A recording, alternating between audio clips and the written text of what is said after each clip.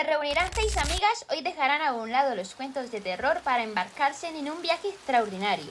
Conocerán la historia del cuidado humano a través de la enfermería, desde sus orígenes hasta su consideración en Colombia, y explorarán cada etapa con datos, anécdotas y personajes inolvidables. Hoy dejaremos a un lado el miedo y viajemos por el tiempo para descubrir la evolución del cuidado. Cada etapa tiene secretos y datos que han forjado la enfermería, desde los cuidados en el hogar hasta la alta tecnología y las leyes que transformaron el sistema de salud. Cada época es fascinante y está llena de datos curiosos y personajes legendarios. Vamos a sumergirnos en este viaje de conocimiento y pasión. Apaguemos las luces y dejémonos llevar por el tiempo. Chicas, ¿sabían que en los árboles de la humanidad el cuidado se brindaba en el seno del hogar? Las primeras cuidadoras eran las mujeres, quienes sin saberlo transmitían un saber ancestral a través de su experiencia. Más de eso, usaban todo lo que la naturaleza ofrecía, como hierbas silvestres, barro y a veces huesos de animales. Los remedios eran empíricos, basados en la observación directa, y las enfermedades se interpretaban como castigos divinos o la acción de espíritus. Pueden creer que en algunas culturas se observó que los animales lamían sus heridas y parecían sanar más rápido, lo que inspiró a los primeros curanderos a utilizar ciertas plantas con propiedades curativas. ¿Cómo les parece esto? ¡Wow! ¿Sabían también que sin la existencia de hospitales ni médicos, el cuidado era un acto íntimo y comunitario? Cada gesto, por muy simple que fuera, salvaba vidas y sentaba las bases de lo que hoy conocemos como la enfermería. Ahora avanzaremos a Egipto, alrededor del 3000 a.C. Aquí la medicina se institucionaliza en templos y casas de la vida, y se plasman conocimientos en papiros como el papiro de Ebers. Sí, Carol, el papiro de Ebers contiene más de 800 recetas, abarcando remedios con miel, vendajes de lino y hasta técnicas rudimentarias de cirugía. Los egipcios ya practicaban intervenciones que anticipaban la cirugía moderna.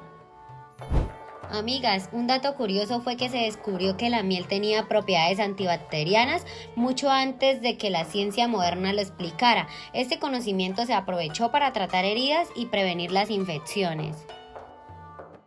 Imhotep, un sabio que fue arquitecto, médico y consejero, se destacó tanto que llegó a ser deificado y Meritab, conocida como la primera médica registrada, evidencia que el cuidado era un valor compartido desde tiempos inmemoriales.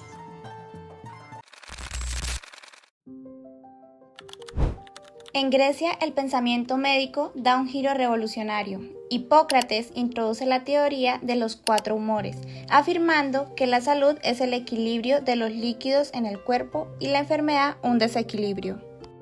Y para concluir, sobre Grecia, el juramento hipocrático formulado en esta época se convierte en el pilar ético de la medicina y sigue siendo referencia hoy en día.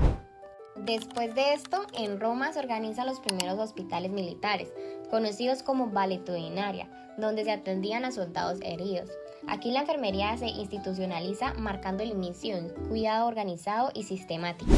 Chicas, yéndonos más allá, en China, la salud y el bienestar se trataban entre el equilibrio del yin y el yang y los 5 elementos.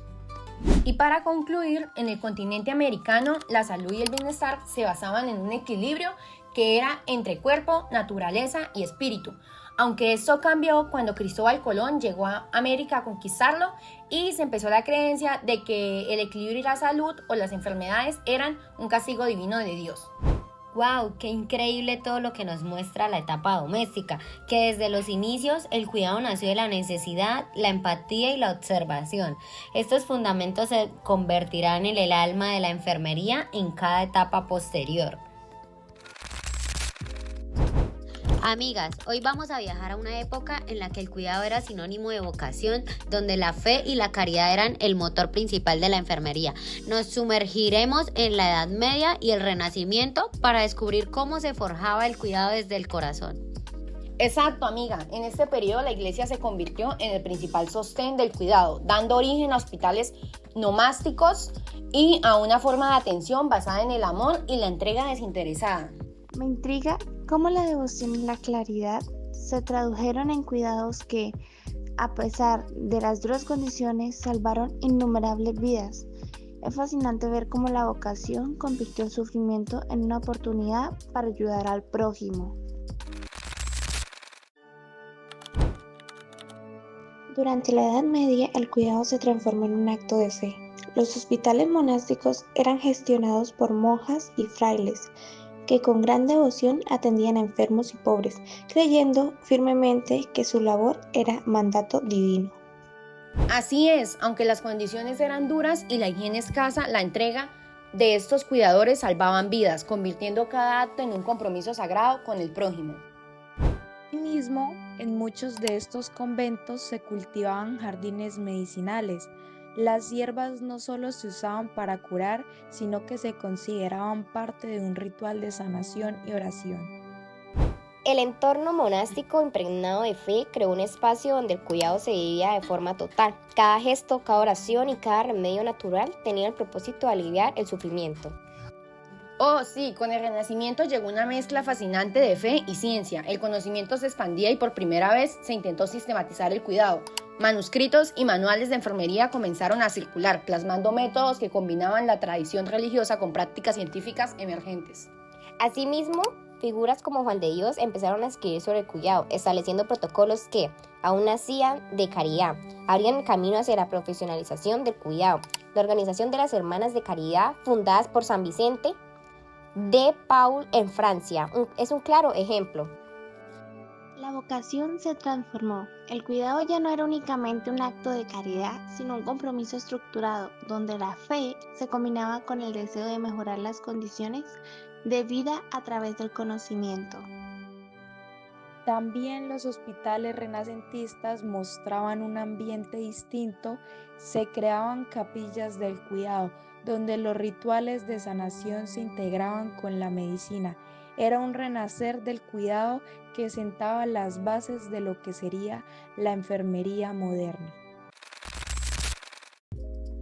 Hemos descubierto cómo en la etapa vocacional el cuidado se basaba en la fe y la caridad. Los hospitales monásticos y los primeros protocolos del Renacimiento nos muestran que incluso en tiempos difíciles la dedicación al prójimo fue el motor principal del cuidado. Sí, esta etapa es un testimonio de la resiliencia y el compromiso humano. A pesar de la adversidad, quienes ejercían el cuidado transformaron la desgracia en un acto de amor y servicio. Hoy, aunque nuestra práctica está impregnada de tecnología y ciencia, no debemos olvidar que la esencia de la educación sigue viva en cada acto de cuidado. La empatía, la entrega y la convicción de que cuidar es un derecho y un deber. Que esta historia de fe y compromiso nos inspiren a continuar nuestro camino, honrando el legado de aquellos que, desde la Edad Media hasta el Renacimiento, pusieron los cimientos de la enfermería que hoy profesamos. La vocación transformó la enfermería en una forma de vida. Sigamos recordando que el verdadero cuidado nace del corazón y se fortalece del conocimiento y la dedicación. Que al final, cuidar es lo que nos hace humanos, y en esta etapa vocacional se forjó el espíritu de la enfermería que aún hoy ilumina nuestro camino. Chicas, esto es increíble. Cuanto más leo y hablo sobre la historia de la enfermería, más me doy cuenta de lo oscuro que fue su pasado. ¡Wow! Yo no entiendo por qué siempre terminamos investigando cosas tan trágicas y de terror. ¿No podemos hablar de algo más feliz? La historia no siempre es bonita, pero si la conocemos, corremos el riesgo de repetir los mismos errores. Por un lado, lo que encontré es impactante. Hubo una época en la que ser enfermera era casi un castigo. Exacto, en la Edad Media la enfermería dejó de ser un oficio respetado, la ciencia pasó a un segundo plano y la religión dominó los cuidados de la salud. Me parte el alma imaginar a los enfermos en esos hospitales, si es que se les puede llamar así. Imaginen que estamos en el siglo V, después de la caída del Imperio Romano. Antes, los hospitales militares romanos tenían disciplina y conocimientos avanzados, pero ahora... ¡Ay, no! ¡Qué horror! Aquí no hay higiene, todo huele a podredumbre. Sin médicos ni enfermeras capacitadas, los enfermos dependen de monjes y monjas que apenas saben cómo curar. Y lo peor es que no creen en la ciencia. Piensan que la enfermedad es un castigo divino y la única solución es la oración. Eso no tiene sentido. Las personas están muriendo por infecciones que se podrían evitar con algo tan simple como lavarse las manos. Pobres enfermos, no tienen esperanza. Ahora estamos en el siglo XIV, en plena peste negra. ¡Ay, por Dios! ¿Por qué hay tantos muertos? 1/3 de la población de Europa morirá por esta enfermedad y los hospitales son peores que la calle. Las enfermeras de esta época son en su mayoría mujeres pobres o presas condenadas a trabajar en estos lugares. No reciben formación, solo órdenes de la iglesia. Es increíble que en vez de buscar curas, la gente crea que esto es un castigo divino. Incluso están matando a personas acusadas de brujería por propagar la plaga. Me duele imaginar a las mujeres que solo querían ayudar y fueron quemadas vivas por ser consideradas herejes. Estamos en un hospital militar en plena guerra. Ay, no, esto no puede llamarse hospital. Las enfermeras no tienen formación, algunas están aquí por necesidad, otras porque no tienen otra opción. Muchas de ellas eran trabajadoras sexuales que fueron obligadas a cuidar enfermos como castigo. ¿Cómo podrían tratar así a las enfermeras? Aún así, algunas se quedaron y cuidaban a los heridos con lo poco que tenían. A pesar de todo, la enfermería no desapareció, gracias a mujeres como Florence Nightingale, Mary Scott y Jane Menz. La profesión renació con dignidad y volvió a surgir. Y gracias a ellas, hoy la enfermería es una carrera respetada. Pero no podemos olvidar de dónde venimos. Cada vez que nos pongamos nuestro uniforme, debemos recordar a las que sufrieron antes que nosotras. Esto nos enseña que el conocimiento es poder. Si dejamos que la ignorancia nos gobierne, volveremos a caer en la oscuridad. Nunca más permitiremos que la enfermería sea menospreciada. Por todas las que fueron olvidadas, nosotras seguiremos adelante. Ahora viajaremos y hablaremos de la etapa técnica de la enfermería. Otra etapa en la que las enfermeras no tenían autonomía. ¡Ja! Sí, pero esta fue clave para que la enfermería se convirtiera en lo que es hoy. Todo comenzó después de la gran revolución que hizo Florence Nightingale en el siglo XIX. ¿Otra vez Florence? Sí, ya sabemos que fue importante, pero ¿qué cambió realmente después de ella? Mucho, pero no fue inmediato. Antes de Florence, la enfermería era vista como un trabajo de mujeres sin educación, pero ella demostró que podía ser una profesión basada en la ciencia y la disciplina. Exacto, y aunque la etapa técnica todavía limitaba a las enfermeras, sin ella no habíamos llegado a donde estamos hoy en día, que es la profesional. En 1854, Florence Nightingale viajó a la guerra de Crimea con un grupo de enfermeras.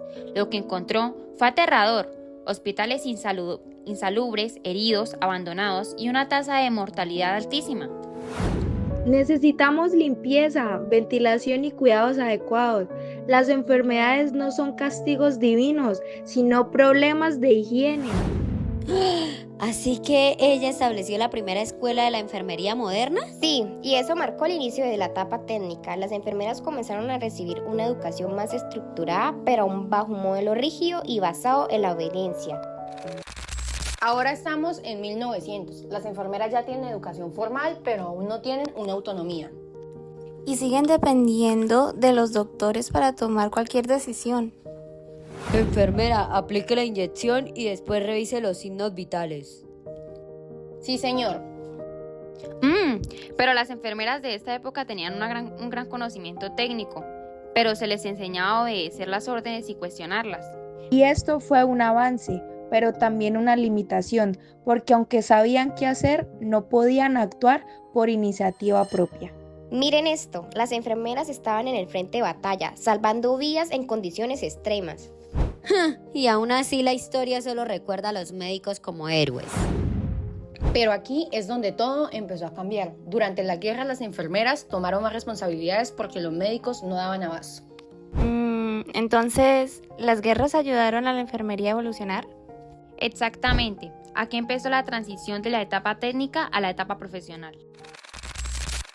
A mediados del siglo XX, la enfermería dejó de ser solo técnica y comenzó a ser científica.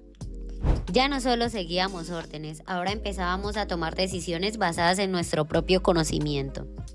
Gracias a enfermeras como Virginia Henderson, empezamos a hablar de la enfermería como una disciplina independiente.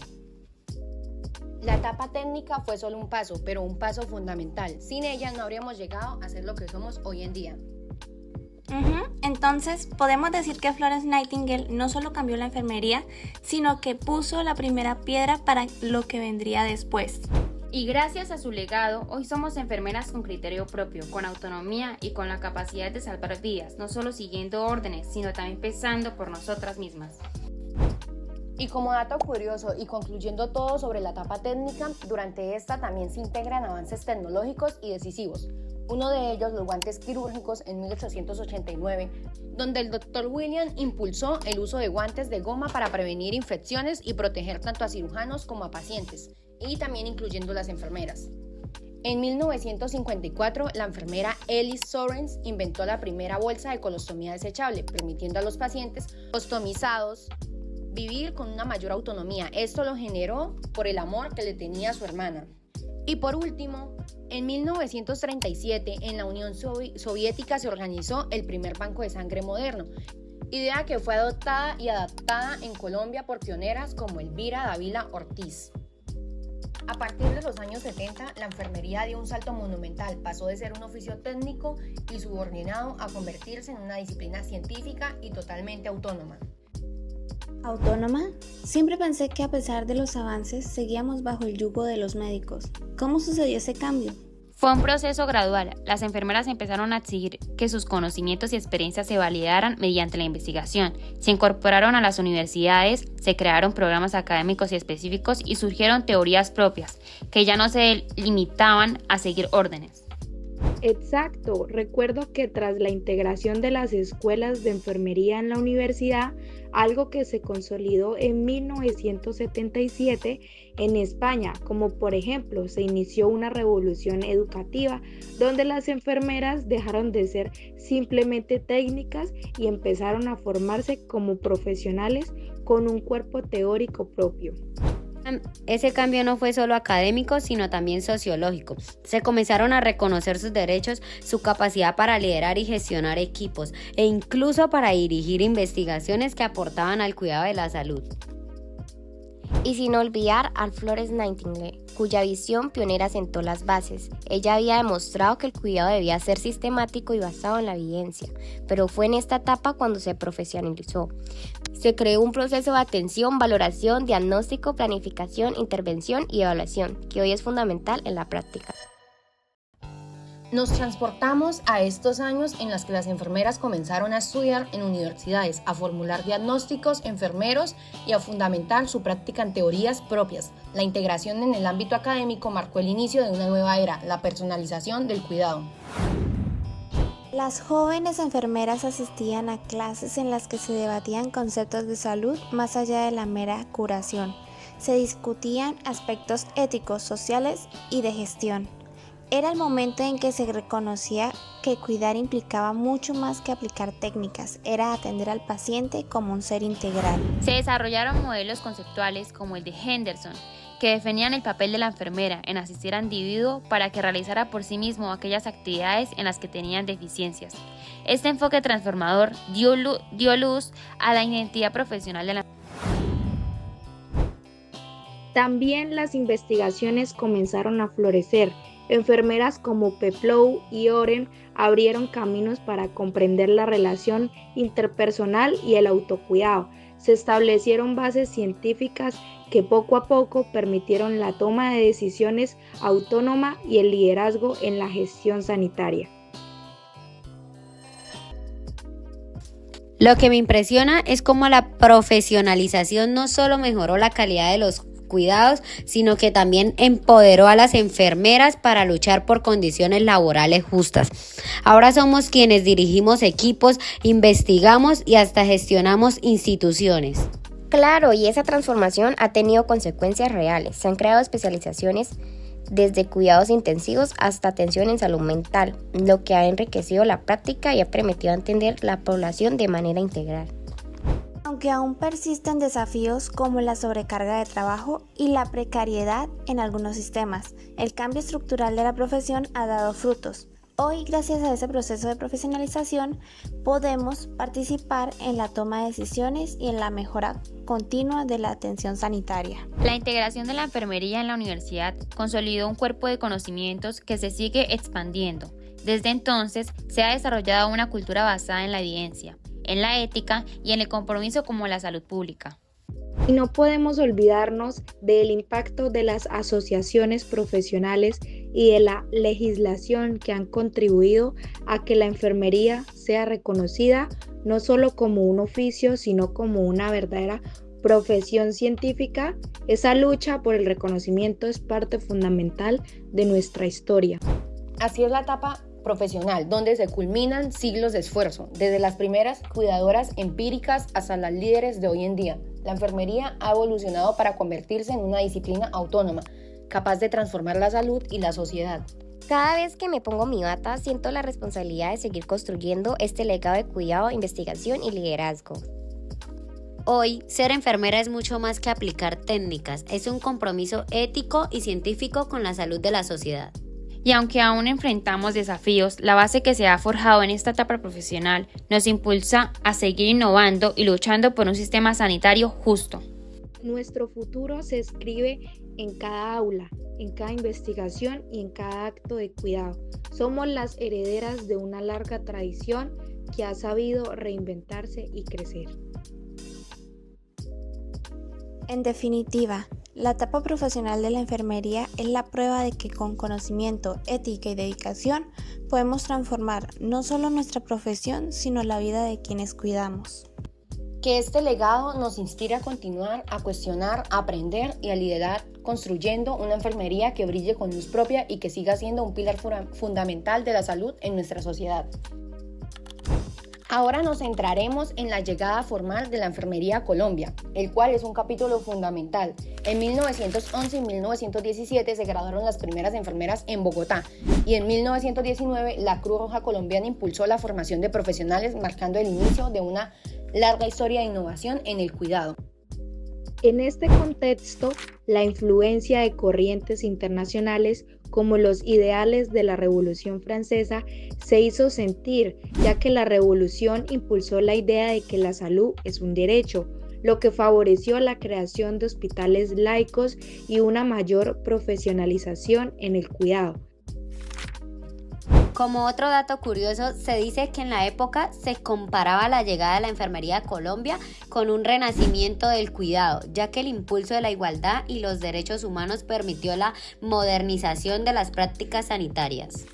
Chicas, además la primera enfermera en llegar a Latinoamérica fue Mary Seacole, cuya labor en la guerra de Crimea rompió barreras y llevó el conocimiento del cuidado a nuevos territorios, abriendo camino a la formación y al reconocimiento de nuestro continente. Cabe destacar que la llegada de Mary se dio en Argentina. Cabe destacar que las pioneras como Elvira Ávila Ortiz fueron fundamentales para consolidar la enfermería en Colombia. Ella impulsó la creación del primer banco de sangre y promovió la educación y la investigación en enfermería, dejando así un legado que aún inspira a miles de profesionales. La Ley 100 de 1993 marcó un hito en nuestro país, transformando el sistema de salud y promoviendo la cobertura integral. Este cambio legislativo impactó directamente en la organización y en la calidad del servicio, reforzando así el rol de las enfermeras en la gestión y prestación de cuidados. La enfermería profesional no solo es ciencia y tecnología, sino también humanidad y compromiso. Cada teoría, cada avance y cada reforma han forjado una disciplina que se adapte a los desafíos del mundo moderno. Bueno, chicas, y culminó nuestro viaje a la historia de la enfermería. ¿Cómo les pareció? ¡Excelente!